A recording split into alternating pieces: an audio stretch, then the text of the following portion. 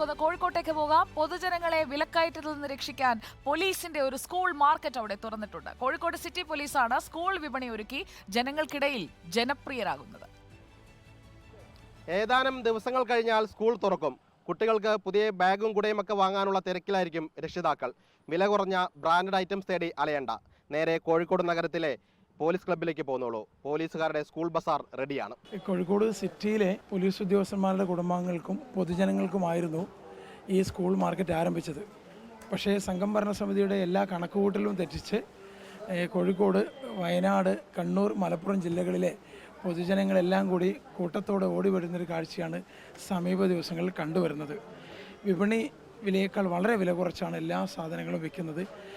ഈ വിപണിയിലുള്ള ഏറ്റവും നല്ല ബാഗുകളുടെ എല്ലാ വിലയും ഏകദേശം പകുതിയോടെ 50% പ്രോഫിറ്റിലാണ് നമ്മുടെ രക്ഷിതാക്കൾക്ക്, കുട്ടികൾക്കും സാധനങ്ങൾ ലഭ്യമാക്കുന്നത്.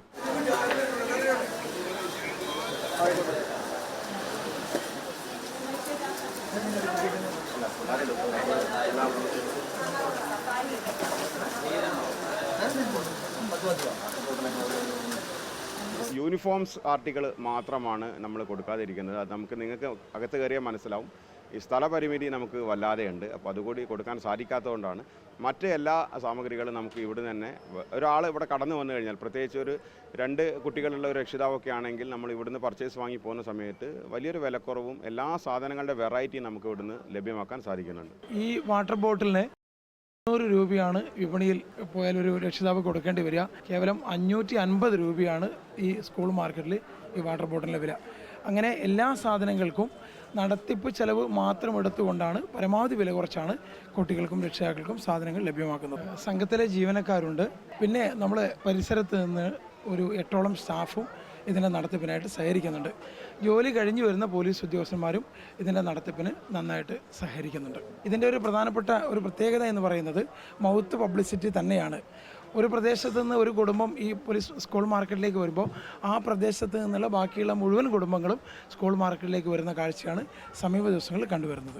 നമ്മളെ സാധനങ്ങൾ പർച്ചേസ് ചെയ്ത് പോകുന്ന ആളുകൾ പലരും പോലീസിന് നന്ദി പറഞ്ഞുകൊണ്ടാണ് പോകുന്നത്. പോലീസ് എന്നുള്ള രൂപത്തിൽ, നമ്മുടെ പോലീസ് സൊസൈറ്റി എന്നുള്ള രൂപത്തിൽ ഒരു സോഷ്യൽ കമ്മിറ്റഡ് ആയിട്ടുള്ള ഒരു പ്രവർത്തനം ഏറ്റെടുക്കുക എന്ന് തന്നെയാണ് നമ്മൾ ഇതിനോട് ഉദ്ദേശിക്കുന്നത്.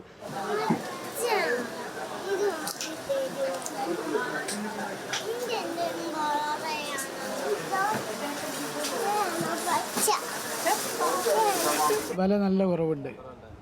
സ്റ്റാൻഡേർഡ് സാധനമുണ്ട്.